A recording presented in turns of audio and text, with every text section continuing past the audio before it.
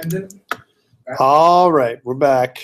We've had a little discussion on the side about what is it called? Digital homicide? mm-hmm. Digital homicide, they're crazy games. Okay, but now we're back to doing this stuff. So we left off with us having this little maze, right? You know, again, we have our camera, right? And if you notice, we're going to be doing a first-person shooter. If I remove the camera, let's just delete the camera. Now, there's a problem with this if we delete the camera, right? One thing is, if I try and start the game now, it's going to give me this black screen, right? It's going to say, "Meh, scene is missing a full-screen camera. No camera, no play," right? So this is a bad thing. But we're going to add some standard assets. And this is how we're going to do it. This is part of our standard asset package. You go to Assets, and if you go to Import Package, Characters, okay, Characters. And again, this is for testing only, of course. We're not going to sell it on Steam to make people mad, right? One thing we don't want to do is we don't want to import all this stuff, okay? Like, for example, under Assets, we'll leave the editor alone. Under Standard Assets, we're only going to be talking about first-person characters, so we're not going to import the roller ball. We're going to leave that out, and we're not going to import the third-person character. So those two things we're going to leave out. The rest of the stuff, though, we need to add in. We need to leave all the other stuff in because they give us some, especially the cross-platform input, that allows us to control the game and all that kind of stuff. There's some special scripts that we're using there that they've created for us to use cross-platform. Okay, so that's that. And then we're going to press Import. When we do that, it's going to import everything in something called a Standard Assets folder, right? So that's where it comes to. What I want to do is I want to go into my Standard Assets folder, into the Characters folder, into the first person folder, right? Let's open this up for you so you can see it. First person character. Underneath that, there's prefabs, right? Prefabs. And I want to hit this first person controller. There's the first prefab here in prefabs. And I want to drag and drop it into my scene, like so. There it is. There's my first person controller, right? Let me just close all this up so we give us a little bit more real estate on my screen here. And we'll see what we got. Okay, so here's in my hierarchy now, I have my first person controller, which I'm going to rename to player. So I'm going to kind of rename this player. Oh, if I can actually do this properly, not player, player. There we go. And I want to center this properly. I'm going to just reset the value so it's in the middle of our scene. Okay, things to note about the first person controller. It has its own camera, right? Here's a first person controller. And if I actually expand the first person controller prefab, you can see that there's a first person character camera. That's just called first person camera. Let's rename this thing to player camera. My player camera. One thing to note again is if I kind of scroll down or scroll up, you know, and I'm just moving the camera around. This is just the camera component. I don't want to do this, by the way. I'm going to undo. I want to move my entire camera around as opposed to just my first person controller, just the camera. I'll move my whole player around. So let's rename this thing again. Sorry, first person. So player camera. And I want to move this whole player around. Make sure you grab the player, not the camera, like I just did. Move it around so that when you look at the camera itself, the camera looks at the corridors like this. Let's zoom into the player to see what we got. I'm going to press the F key. And if you notice, if I scroll right in, oops, too much. You notice that the player itself has a bit of a capsule that comes with it. Take a look at my screen here. Capsule, right? That capsule is actually the collider. The capsule collider, right? So I want to move it kind of into the entryway to my maze, right? It's got to be somewhere here. If I play the game just like this, because I've already added my collider and I press play, I get this. Right, here's my maze, right? And now I can kind of walk through and move around here. and explore my maze. Now here's the bad thing about this. If I press jump, oh yeah, I can almost see the top of my maze like this. Woo! I can be on the top of my maze and I can jump across. Woo! There we go, and jump again. Woo! All right, that's very cool. Let's do it one more time. Oh! I'm a Superman because I can jump like way up high. I'm like, you know, like literally I can jump up, you know, 3 meters. That's crazy, right? But one thing is the mouse look is included. So that's one of the scripts that they've given us. Now you might say, well, Tom, should we really do it this way? You know, can we make our own? Yeah, absolutely we can. But the code involved is quite extensive. They've given us something that we can use that works nice. It's not perfect by any means, and we can definitely fix it. Look like there's a little bit of that's just from me fooling around in Blender. But there's definitely things we can do to make it a little better. We can modify the code. It's good to look at it and modify what we have just to see. But basically from here, you've got you know, the basics of your first person controller, right? Now there's no gun, right? There's nothing that comes with it. You have to program all that yourself. Let me zoom out so we can see what we see here. So again, I see this capsule. It has a camera built in.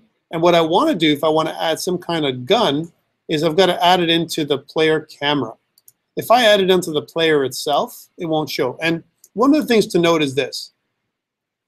Video games are a bunch of smoke and mirrors. It's just tricks, right? So when you look at the camera, the player, if I was going to play a single player game like the one we're going to make, right? Do I ever have to look at myself? Chances are no.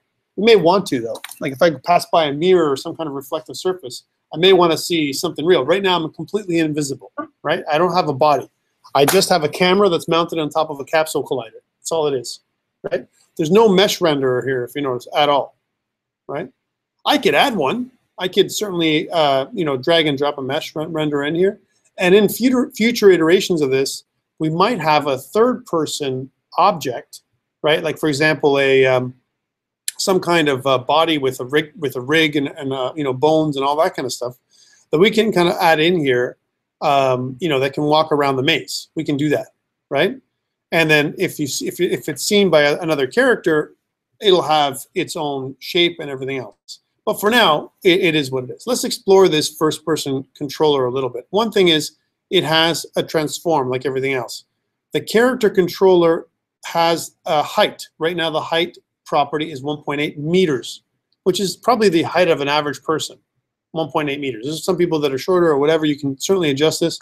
Same thing with radius. Radius is how fat or big the person's you know, collider is, right? It also has other things in here, a script that allows me to walk around, as well as I have some jump sounds. Let me take a look at my sounds here. So because it's baked into the prefab. So if I go into my standard assets and I'll look at character, first person, and I'll look at audio, I have these kind of built-in sounds. So here's a footstep, another footstep, and there's a third one, right? And then there's the jump sound and the land sound, right? So all these audio assets they've given us. Like, it's nothing for us to really make. It's pretty good. It even does head bob for you. So when you move, you actually have a bit of a head bob. All that stuff is working pretty good. Okay, so that's kind of your standard assets that you get from there. Now you can also add in, we'll explore, the next time we'll explore some kind of third-person view as well. But for now, we want to add in some kind of gun, right? Something to look like a gun anyway, right? Because we don't have any gun assets right now, right? So if I look at my player, and if I zoom in, I can see that the camera, my player camera is there. And again, you got to think about the player's camera mounted on the top, right? And if I'm going to put the gun in, it's going to be right here in the guy's eye, pretty much, like really inside the camera view altogether, right? Okay, cool. Let's add the gun.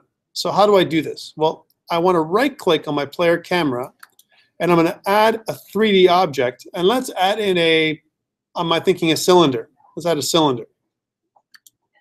Whoa, that's massive. Here's my cylinder. So that's really, really big. So this is the right thing to do, right? And we're just going to rename this thing gun, right? Now we're going to make a bazooka gun. This thing is like so massive, right? But so what do? I need to scale it down a little bit, obviously. So let's like move the scale down let's say 0.25 on this side, and let's make the Z, 0.25 as well. So there's my gun, right? And also what I want to do is I want to angle it or change the rotation on the y-axis. On the y-axis, let's move it so that it is like 90 degrees. Okay, that didn't quite work at all. Let's, that was the wrong place to rotate it. Undo. What I meant is to rotate it. I just rotated around the y-axis. I meant we're going to rotate it across the x-axis. There we go. So if I rotate it, I need to rotate like this. And let's go minus 90. Oh. Let's go 90. There we go, 90. There's my gun, right? And if you notice, I can move it up and down, right? And if I was to look at it from the game view, right, I don't see it right now, right, because it's not on my view. And a good thing to do when you do this kind of stuff is to put the game kind of in its own, almost like a split screen look like this. That helps a lot, because that kind of gives us a view of what the game looks like and a view of what the scene looks like kind of side by side. So I'm going to kind of go into the scene, move in here. And if you notice the gun, we can't see the gun right now for a couple of reasons. One of them is, there it is. It's being culled. Take a look. There it is in the scene, right? But it's being culled because our camera, right, is culling anything. Our clipping plane is 0.3. We have to make that a little bit different. We can adjust that later on. But for now, what I want is I want to move this object so that it's to the side, right? Oops, let me undo that. I meant I want to move the gun, right, to the side and down. So now my gun is right here on the corner of my screen. Okay, and let's just take away the split for a second. So I'm going to go back to this. And what do you think? So that's where the gun sits. So it's probably kind of on the right-hand side. It's a little bit too long. It's like a bazooka, like I said. So we're going to have to move this aside. So we're going to kind of do the same thing. So here's my gun. We're going to move it aside a little bit and maybe a little bit down. And then we look at our scene. It looks like this, maybe even more to the side.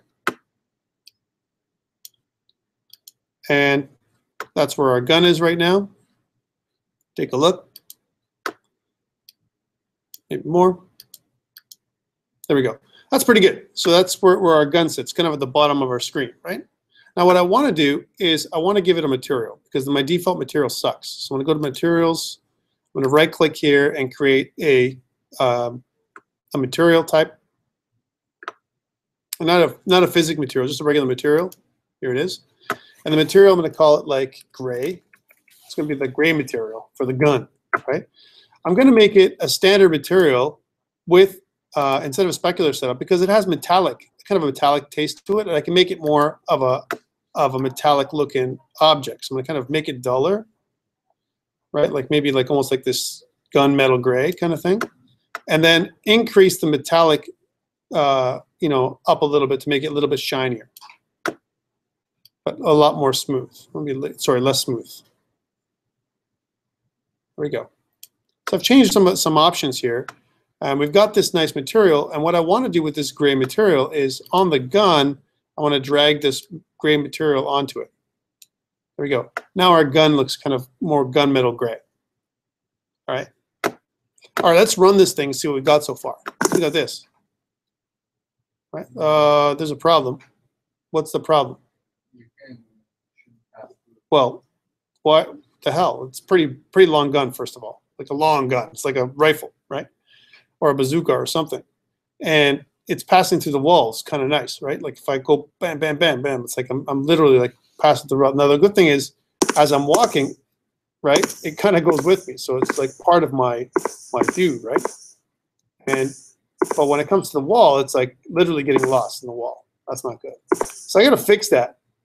That's one thing I got to do. Now, the good thing is it's receiving shadows, so it looks like an object and all this stuff. But the bad thing is, right, if I look down, I can see the shadow from the gun too, right?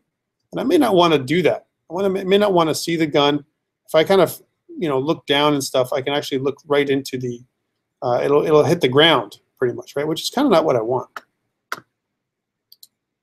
Let's take a look at the scene for a second and see where the gun sits and how long it is. It's kind of a long gun, eh?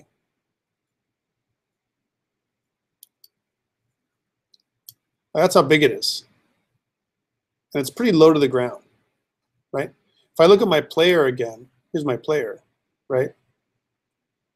I mean, there's really nothing I can do about it. But the thing is, one of the things I notice is it's kind of a little long. Like that's like a massive gun. It's like a rotary gun or something. So let's make it a little bit smaller. Let's make the muzzle a little bit smaller and I'm going to pull it back just a touch more so that it's kind of, you know, into the player. Let's see what it looks like now. That's a little better, right? Still a little thick, like it's massive. It's a massive gun. If I want to make it even smaller, like right now the barrel of the gun is 0.25. Let's make it like so it's, I don't know, 0.2 in every direction. There we go, a little bit better, a little bit sleeker. And again, it's at the corner, so if I press play, it's not as long, right? Still hits the ground, which is not cool, right? Shouldn't be able to hit the ground with my gun. And I probably want to make it go to the side more. Like, so notice like it's in the middle of my character. I want to make it go to my side and a little bit, just a touch up, right? So let's just do that. Again, we're just adjusting the gun. So again, I'm going to make it go to the right a little bit and a touch up. See where it is on the game. And press play. Maybe even more to the right. Again, I'm just going to use, I normally would use split screen, but my screen is so small. Right now, it is what it is, right?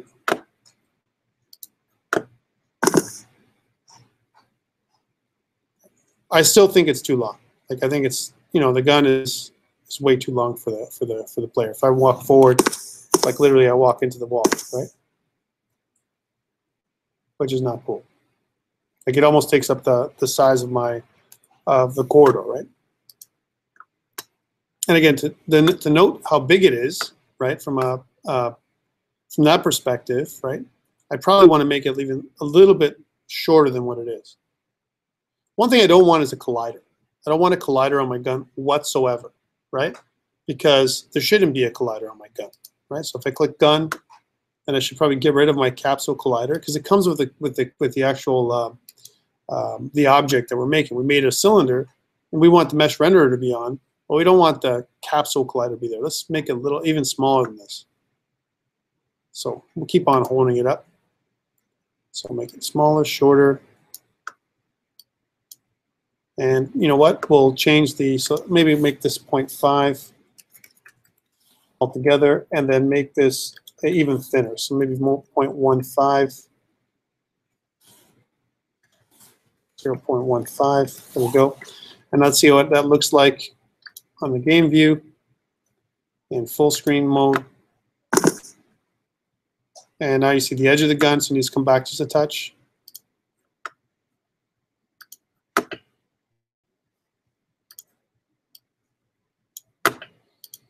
Let's see how it looks now. There we go. That's pretty good. Now I've got a problem. Like I said, this thing should not happen. I shouldn't be able to collide with my gun. And I have two problems actually. If I kind of run with it and I go kind of one into a wall and jump up there, and if I look around, you know, depending on the angle, I might get this weird effect where I see the gun. Look at my shadow down there. There's the shadow of the gun just kind of hanging out there, right? Because I don't have a body, so I don't cast a shadow right now, right? So all you see is like the shadow of a gun, like moving around. That's one thing. So I want to take the shadow away. And the way to do that is, if you look at the gun itself, the gun casts shadows, and we can turn that cast shadows element off. We receive shadows, but I don't care about casting shadows. So let's try that again. So now there's no shadows. Okay. Again, we don't have a body, and it makes it a little bit easier to deal with right now, right? Later on, we may add it later. I don't like this, right? So how do we get rid of that? Well, the way to do that is, this is what I'm going to explain it first before I do it. And I haven't had a chance to do that in the first class, is you actually add another camera. So what we can do is we can have multiple cameras on the scene. I'm just going to stop. Right now, our first camera is part of the player controller, right? So here's my player controller. And by the way, I'm going to apply my changes to my prefabs. So my player has my gun, right? And if you notice, right, part of the changes that I want to make is I have a player camera. And the player camera right now, as a preview, it has a gun that's built into it. But what I can do with different cameras is I can actually have one camera only render certain elements on the screen, and another camera layered on top of the first camera, this is a really neat thing, to render other things in the scene. So I can have multiple cameras as long as they're part of the same scene. I can get a composite image of both the cameras, what they're looking at. So let's suppose that I have my camera, my first camera is rendering the environment, and my second camera, right, which is in the same location, is rendering my gun, right? It looks like the gun is there, right, as part of the character, but actually it's not. It's just part of our view. It's an object. Actually, the gun is just a prop. That's all it is. It doesn't need to collide. Like, I never really actually have to smack anybody with it or anything. And even if I did smack anybody with it, it wouldn't really be the gun that I'm smacking. It would be some invisible object that looks like that's part of the part of the object to kind of coincide with my animation. Yeah. So it'd be like you creating, let's say, a box collider plot based on buttons. Correct. And you can make that collider do whatever you want. You can make it so that it hurts the other object or whatever, hits the other object, makes sound. But what I want to do right now is this gun, it needs to be inside another camera. I didn't have a chance to get to this in the morning because we kind of putted around with different objects. But let's do this. So I'm going to right click on my player camera and I'm going to create a new camera. Okay? Here's my new camera. And now this camera, I'm going to rename this thing the gun camera. Gun camera. There it is. And I'm going to have this is kind of, again, this is inside the player camera itself. So the player camera is mounted on the person's head, right? The gun camera is going to be a child of the player camera, all right? The gun is going to be the child of the gun camera, like this, in this order. So you've got layer, the first layer is the player, then it's the player camera, then the gun camera, then the gun. Okay? Okay. Now that we've done that, I need to create a new layer. So if you look, it's just like how we created tags before. I need a new layer called gun. So I'm going to go to layer where it says default. I want to add a new layer. And we're going to add a new layer. We're going to make our own name called gun. I'm going to go back out here onto the gun itself and select the gun layer. Okay, same thing with the camera. The gun camera, we're going to choose the gun as its layer. And what I'm going to do here is the second camera, the gun camera. Now, notice how it says clear flags. This is interesting here. So on the regular camera, the clear flags is the skybox. We can choose a solid color, all kinds of other stuff, right? If I choose don't clear on the camera, what it's going to do is leave streaks behind, right? Think about the camera as re-rendering the scene. That's what it's doing. It's almost got a renderer that's built in. So every time the camera looks at a scene, right, it clears itself all the time and re-renders the whole scene over and over again. I can say don't clear, and if I don't clear, it's going to just choose streaks across the scene like this. Watch. When I say don't clear, I'm going to press play. When I move the scene around, right, it's not going to clear up the scene. In a second. Actually, right now it's layering, so you don't see that. Let me go to my other camera, my gun camera. For my gun camera, because it's the sub camera of the main camera, I'm going to change my clear flags to depth only.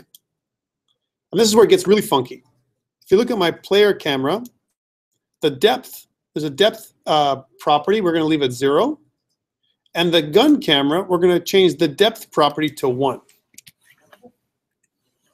Okay. Let me show you what this looks like, all right, without clearing the flags, all right? So my gun camera is depth only. My player camera is don't clear, which means it's going to do these streaks. Let's see if we can get the streaks going. Yeah. See the streaks? So it doesn't clear my scene at all. It doesn't reset my scene. So it causes these streaks to happen. We don't want that to happen, right, in our scene? So we want to choose my main camera. Instead of don't clear, we can choose the skybox that we have or a solid color. Let's make the solid color of the sky, instead of it being like a dark blue, like or a skybox, let's make it like a solid night color, like a gray, like one of those. We can make it whatever color we want, but let's make it gray. Okay, cool. Now if I play the scene, it looks like this. Right, so my color is gray as an example, and if you notice, my gun still goes inside, right here. Well, the reason why this is happening is we haven't finished doing the camera yet. So here's my player camera. Right now it says the culling mask is everything. That means that basically everything that the camera sees is included in the scene. Well, I want my player camera to ignore my gun layer. Now watch. I go to everything, and now that my gun layer is clicked on, I want to click it off. Now you see my gun disappears from my scene. Take a look. If I press play, right? Wait, how come it's still there? Because my other camera still has it on, and we want to ignore everything but the gun. Watch. So we're going to go nothing. We're going to clear the culling mask, so now our camera sees nothing. The second camera. But we're going to add in the gun only. So all you see in here is the gun. Now, layered together like this, it works like this. So we have both cameras working at the same time. One is only taking care of the gun. And if I pass into a wall, it doesn't hide the gun, right? The gun isn't part of the scene. It's just a prop that I can walk around with. That's all it's for. So that takes care of our camera issue. If I go on the wall now, you can see that the gun is kind of angled on the scene, right? All right. We need some kind of little aiming dot, right? Someplace where the gun is going to aim, because remember, the gun is just a prop. So we need to aim the gun somehow. And a lot of times we have this reticle, right? That basically is that a little dot in the scene, you know, in most of these games, and we can color it whatever we want, yellow, red, whatever. But the little dot that kind of shows us where we're aiming.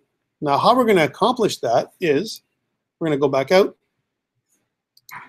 And by the way, we're going to go to the gun, my player, and we're going to apply the change to our prefab, right? So our prefab has all those materials in there.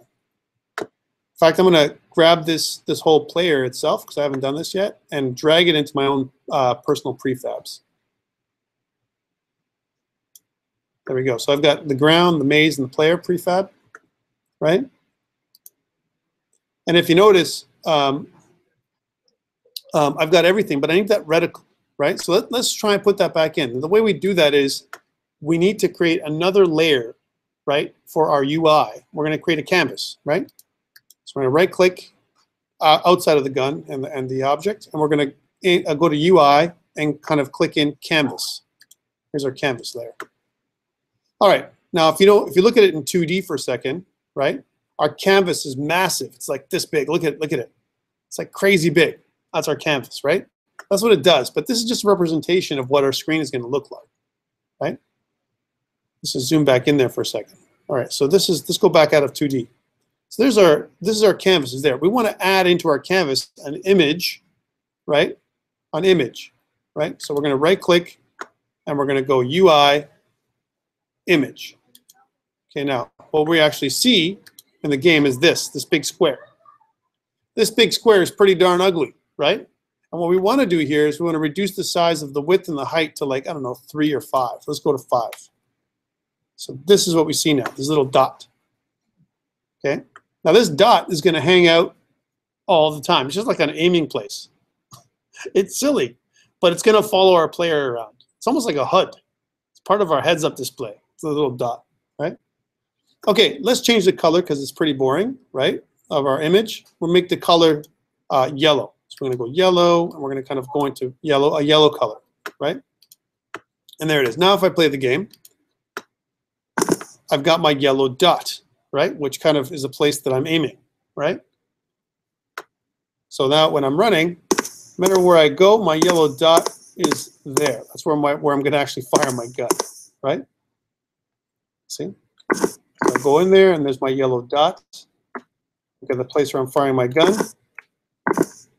And then oop, I can jump around, and then eventually I can fire my gun. Okay, cool. All right, so that's probably all the time we have today, but we've gotten pretty far. I'm going to save my scene, and what I'm going to do is I'm going to create another little place online on Centennial College. I'm going to make another little repository. And we're going to make this, we're going to call this a continuous, something we're going to work on continuously. We're going to make this called first for FPS demo, right? That's what we're going to call it. And we're going to do it for both section 1 and section 2. This one is for section 1. No spaces. Section 1. And we're going to create this repository here. So that means I'm going to go into, now in order for me to do this properly, I'm going to go back into Unity. And I'm going to save the project. Now, in order for you to use GitHub properly, you need to get out of Unity in order for you to do this. Otherwise, there's meta tags that Unity kind of puts in that will not be captured properly, and you won't get a complete project. So I'm going to quit. There we go. And what I'm going to do here is I'm going to go into that new project. So I'm going to go to Unity projects. And then FPS demo, actually it's called, what did I call it? I called it lesson 7, part 1, section 1. COMP305. And then it's lesson 7, part 1. 1, section 1.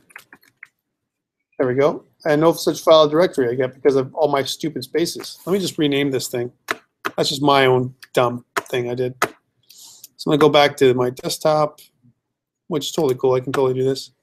And we'll go into, this is where I have my Unity projects. Eventually I got to clean all this up. And I'm just going to get rid of some of these spaces because my operating system is not good with that. I could definitely deal with this in different ways, but I'm going to have issues later on. So I might as well just take care of this now. Let's call it section 1. All right. So let's go back in there. So Unity project CD COMP305, and then it's lesson 7, and then section 1. Oh man, let me just list this thing and see what I got. No, I made a space. Oh, what's wrong with me? It's terrible. I'm losing it. I'm losing it, guys. Thanks, man. I appreciate your support. I love it. What I meant to do when I was resetting everything, which is in Unity projects, is take away the space. Yeah, because that space is deadly for me. Okay, let's go back and try that again. I'll say CD COMP305. Lesson 7, section 1. God, I'm so dumb. All right, I'll go git init for initialize my Git repository, git add dot, git commit -m, and I'll say initial commit. And then now I need to add that remote, which is right here. And once I've done that, I'm going to say git push -u origin master, and that should send everything up to Git.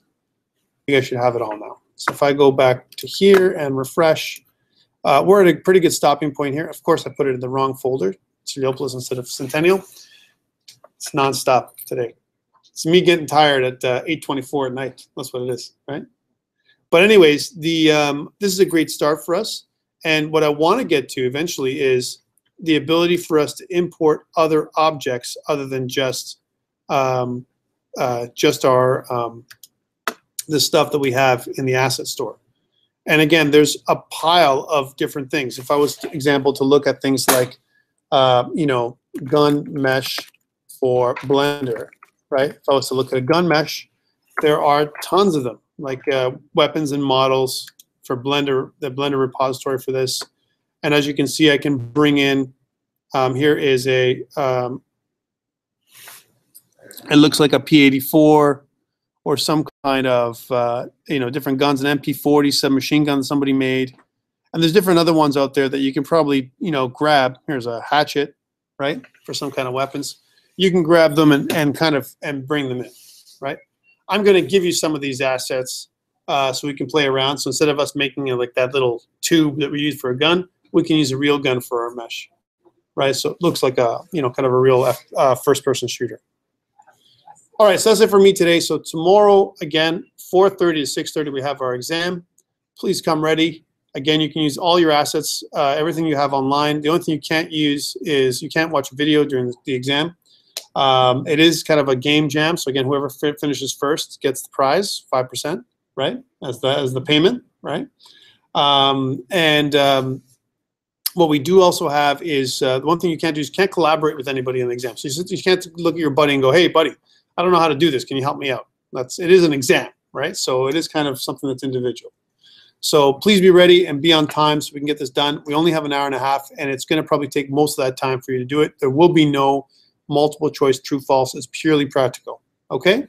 So we'll see you tomorrow, and that's it for me.